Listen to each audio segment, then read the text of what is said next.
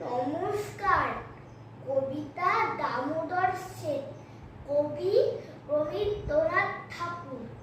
অল্পেতে খুশি হবে দামোদর শেঠ কি মুরগির মোয়া চাই, চাই ভাজাবে আনবে কটকি দুটো, মোটকিতে ঘি এলো, জলপাই গুড়ি থেকে এলো কই জিওলো, চাটনিতে পাওয়া যাবে বোয়ালে পেটকি, চিটচিটে বাজারের থেকে এলো তো গরম চা, কাকড়ার ডিম চাই, কাকড়ার ডিম চাই, চাই যে গরম চা, না হয় খরচা হবে।